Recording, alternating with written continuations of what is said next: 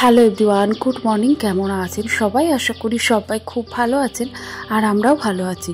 আমার আরও একটি নতুন ভ্লগে আপনাদের সবাইকে স্বাগত জানাই। এই 2-4 দিন ধরে এত পরিমাণ গরম পড়েছে, তাই সকালবেলাটা বেশ ঠান্ডা জানেন, আর ভীষণ ভালো লাগছে। এই ঠান্ডা গরমের ওয়েদারে কখনো কখনো নিজের শরীরটা বড্ড ক্লান্ত হয়ে পড়ে, তবে ভোরবেলায় উঠে যে কাজ করার আলাদাই একটা শান্তি পাওয়া যায়, আর অনেক কাজে যেন এনার্জিও পাওয়া যায়। এক্সট্রা প্রচুর কাজ হয়ে যায়, কারণ অনেকটা সময় আমরা এগিয়ে নিতে পারি। আর দেখুন, পাশের বাড়ি কাকিমাদের এই টগর গাছটায় কী পরিমাণ ফুল ফুটেছে। তবে জানেন, আমাদেরও টগর গাছ রয়েছে, তবে ওই 1-2 করে ফুল ফুটছে। আর এই গাছটা আমাদেরই গাছের ডাল ভেঙে কিন্তু ওরা লাগিয়েছিল। দেখুন, একই গাছ, তবে ওদের বাড়িতে হয়েছে কত পরিমাণ ফুল ফুটেছে, আর আমাদের গাছটা দু একটা করে ফুল ফুটেছে। যাই হোক, ওদিকে সূর্য প্রায় উঠে গেছে আকাশে, আর দেখতে কি ভালো লাগছে না? সকালবেলার এই সময়টা আর সূর্যাস্তের সময়টা আমার ভীষণ ভালো লাগে। সকালবেলায় বেশিরভাগ টাইমটাই কাজের মধ্যে দিয়েই কেটে যায়, যে ইচ্ছে করলেও ছাদে উঠে যে 10 মিনিট তাকাবো সেটা আর হয় না। তবে বিকেলের টাইমটা যেদিন আমি বাড়িতে থাকি সেদিন কিন্তু আমি একটু মিস করি না। বাইরে দুয়ারে একটু জল দিয়ে নিই, আর এই যে দুয়ারের সামনেটা একটু লেপে নিলাম, ব্যাস এটাই আমার সকালবেলাকার কাজ। আর বাসি কলতলা যখন ধুই, অনেকটাই জল এদিক ওদিকে ছিটিয়ে যায়, তাই ওই যে পুরোনো একটা মপ রয়েছে সেটা দ্বারা একটু টেনে নিই। এইভাবেই কিন্তু আমি বাসি কাজগুলো সকালবেলায় করে থাকি। আগে এই উঠোনগুলো যখন মাটির ছিল, আর ওই যে নতুন ঘরগুলো দেখছেন, এগুলো কিন্তু কিছু ছিল না। তখন উঠোনটা অনেকটা বড় ছিল, আর আমাদের উঠোনে প্রচুর গাছপালা ছিল জানেন। আম গাছ, তারপরে মেহগিনি গাছ, আর লেবু গাছ, বাতাবি লেবু গাছ, কাঁঠাল গাছ, প্রচুর গাছ ছিল। আর তখন কিন্তু প্রচুর পরিমাণে পাতাও পড়তো, প্রায় ঝাড় দিতে দিতে মাজাটাই ধরে যেত। আর এই তো সমস্ত কাজ সেরে নিয়েছি, আর তারপরে এই দেখুন, এখন সোনাকে নিয়ে প্রাইভেটে দিতে যাচ্ছি। সকালের এই সময়টা সপ্তাহের 4 থেকে 5 দিন আমার এইভাবেই কিন্তু ওকে নিয়ে আগে যেতে হয়, তাই চেষ্টা করি সকালবেলায় উঠে সমস্ত কাজগুলো এগিয়ে নেওয়ার। চলুন, প্রায় চলে এসেছি, আর অনেকটাই রাস্তা, তবে সকালবেলার এই সময়টা হাঁটতে ভীষণ ভালো লাগে জানেন। ওকে এখন দিয়ে গিয়ে বাড়িতে এক্সট্রা যে সমস্ত কাজগুলো থাকে সকালবেলায় সেইগুলোই এগিয়ে নেব। আর এর মাঝখানে আবার ওকে নিতেও আসতে হয়। আসলে ওর বাবা তো বাড়িতে থাকে না, আর ওকে সময়ও দিতে পারে না, তাই হয়তো থাকলে দিয়ে আসা নিয়ে আসার কাজটা করতো, কিন্তু সে যখন পারে না, তাই তার কাজগুলো আমাকেই করতে হয়। চলুন, বাড়িতে চলে এসেছি, আর এইবারে আমি ঘরের যে এক্সট্রা কাজগুলো রয়েছে সেগুলো সেরে ফেলবো। বাড়ি এসে দেখলাম মা এখনও ঘুম থেকে ওঠেনি, আর ওদিকে ভাবলাম হাতে অনেকটা সময় রয়েছে, তাই ভাবলাম ফুলগুলো তুলে নিই, তাহলে আর মার তুলতে হবে না। মা বাড়িতে থাকলে এই কাজটি মা করে, তবে আমার যেদিন হাতে সময় থাকে তখন তো আমি করে থাকি, কিন্তু মা যখন বাড়িতে না থাকে তখন বাধ্যতামূলক এই কাজটা হাতে সময় থাকুক আর না থাকুক, এই সময় কাজগুলো কিন্তু আমাকে করতেই হয়। তবে সকালবেলায় দেখুন কি সুন্দর কতগুলো ফুল পেয়েছি। আর এই টগর গাছটার ফুলগুলো একটু মোটা মোটা হয় জানেন, আর এই টগর গাছের কিন্তু 2-4 রকমের ভাগ আছে। একটা টগর হয় একটু সরু সরু পাতা হয়, আর একটা টগর হচ্ছে এরকম বেশ মোটা মোটা। তো এই টগরগুলো দেখতেও ভীষণ ভালো লাগে, আর তুলতেও খুব মজা লাগে। ব্যাস ফুল তোলা হয়ে গেছে, দাঁড়ান ঘরের জানলা দরজাগুলো একটু খুলে দিই।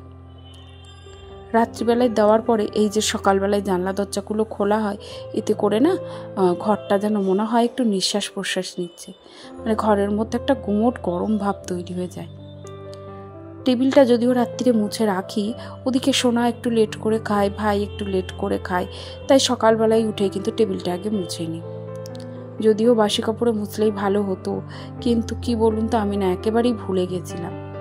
তবে এখন ওই যে টেবিলের ওপরে একটা থালা ছিল, সেই থালাটা দেখে মনে পড়লো যে টেবিলটা আমার এঁঠো, তাই থালাটাকে বেসিনে রেখে টেবিলটাকে সুন্দর করে মুছে নিলাম।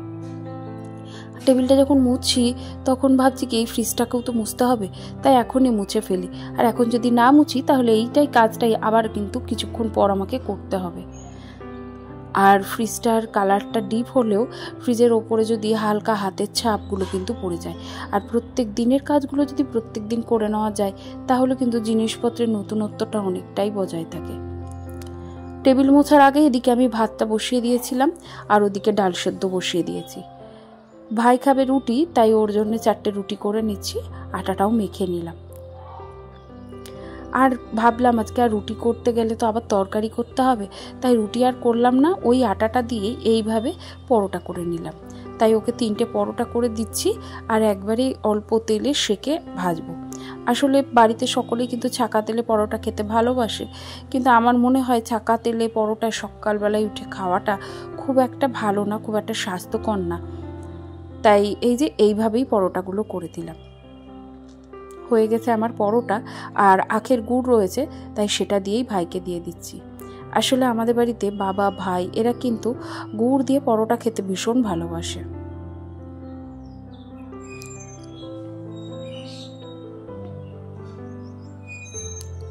ওদিকে ভাইকে খেতে দিয়েই ভাবলাম বেডরুমটা গুছিয়ে ফেলি। আজকে সকালবেলায় বেডরুম গোছানোর দিকে আর আসিনি জানেন, ভাবলাম জলখাবারটা আগে দিয়ে নিই, তারপরে এই কাজগুলো করব।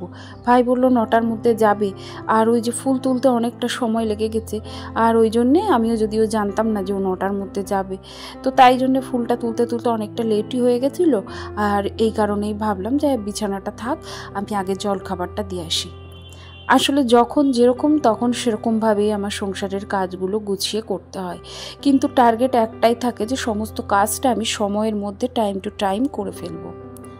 আর সব কাজ স্টেপ বাই স্টেপ করলে দেখবেন আপনার সমস্ত কাজ সুন্দরভাবে হয়ে যাবে, আর তারপরেও কিন্তু আপনি অনেকটা সময় পেয়ে যাবেন। আর যারা যারা আমার মতো ইউটিউবে কাজ করো তারা নিশ্চয়ই জানো যে ইউটিউবে কাজ করতে কতটা পরিমাণ পরিশ্রম করতে হয়, কিভাবে সারা দিনটা তো এই ক্যামেরা নিয়ে কাজ করতে গেলে অনেকক্ষণ আগের থেকে আর কি ক্যামেরাটা আমাকে সেটিং করতে হয়, তারপরে ডিরেকশন চেঞ্জ করতে হয়, এইগুলো করতে অনেকটা সময় লেগে যায়। তাই যে কাজটা 1 ঘন্টা লাগে সেই কাজটা কিন্তু আমার প্রায় 2 ঘন্টার কাছে গিয়ে শেষ হয়। তো যাই হোক, আমার ঘরদোরগুলো গোছানো হয়ে গেছে, আর সকালবেলায় উঠেই চেষ্টা করি ঘরের যে যে অংশগুলো একটু অগোছালো রয়েছে সেইগুলো সমস্ত জায়গা মতো গুছিয়ে সেই সমস্ত জিনিসগুলো গুছিয়ে রেখে দেওয়ার, তাতে করে ঘরটা বেশ পরিষ্কার হয়ে যায়। সমস্তটাই পরিষ্কার হয়ে গেছে, শুধু বাইরের জামা কাপড় কটা বাকি আছে। চলুন এগুলোকেও তুলে এখন ঘরে রেখে দিই। প্রায় সবই শুকিয়ে গেছে জানেন। বাইরে দেখুন কি সুন্দর পরিমাণ হাওয়া দিচ্ছে, মনে হচ্ছে এখানটাই দাঁড়িয়ে থাকি। গামছাগুলো একটু লন্ডভন্ড হয়ে যায়, সবসময় চেষ্টা করি গামছাগুলো দুয়ারের সামনে একটু গুছিয়ে রাখার, কিন্তু সেটা আর হয় না। সবাইকেই বলি, কিন্তু সবাই এই কাজটা কেউই করে না। তাই আমি যতক্ষণ থাকি বাড়িতে চেষ্টা করি এইভাবে একটু গুছিয়ে রাখার। আর এর মাঝখানে প্রায় অনেকটা সময় কেটে গেছে। সোনাকে নিয়ে এসেছি, বাজারে গেছি, সেখান থেকে এসেই যে রান্নাটা বসিয়ে দিয়েছি। বেশ গরম পড়েছে জানেন, তাই চটজলদি রান্নাটা সেরে ফেলছি। ওদিকে মাছ নিয়ে এসেছিলাম, একেবারে ছোট সাইজের বাটা মাছগুলো, তাই বাবা বলল আমাদের একটু সর্ষে বাটা করে দিও। তবে মা তো সর্ষে খায় না, তাই মায়ের মাছটা কালো জিরের ঝোল করলাম, আর বাবার মাছগুলো সর্ষে বাটা করলাম, মানে বাবার ছেলেরা। তো যাই হোক, ওদিকে ভাত করে নিয়েছি, টক ডাল করা হয়ে গেছে।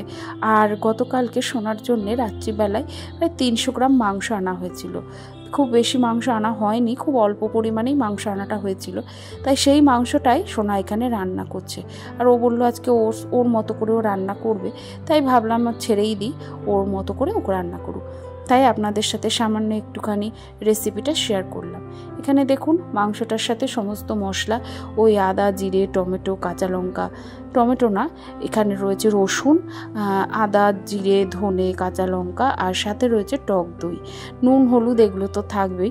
সব কিছু দিয়ে মিশিয়ে এখানে ম্যারিনেট করে রাখা হয়েছিল। তারপরে পেঁয়াজ ভেজে কিছুটা পেঁয়াজ বেরেস্তা তুলে সেটাকে বেটে মাংসের সাথে অ্যাড করা হয়েছে। তো ব্যাস সেইভাবে কষিয়েই নামানো হয়েছে। আর এই দেখুন আজকে কী রান্না করেছি। আজকে একেবারেই সিম্পল সাদামাটা রান্না করেছি। কিছু দিন এমন হয় জানেন, ভালোই লাগে না রান্না করতে, তাই এই যে রান্না বান্না সেরে নিলাম। চলুন তাহলে এখন জামা কাপড় কটা ছাদে মেলে দিয়ে আসি। আর আজকের ভিডিওটিও আমি এখানেই শেষ করছি। ভিডিওটি কেমন লাগলো অবশ্যই কিন্তু একটি কমেন্টের মাধ্যমে জানাতে ভুলবেন না। যদি কোথাও ভালো লেগে গিয়ে থাকে প্লিজ একটি লাইক করে দেবেন। তাহলে চলুন আজকের মতো ভিডিও আমি এখানেই শেষ করছি। আবারও দেখা হবে নতুন কোনো ভিডিওর সাথে।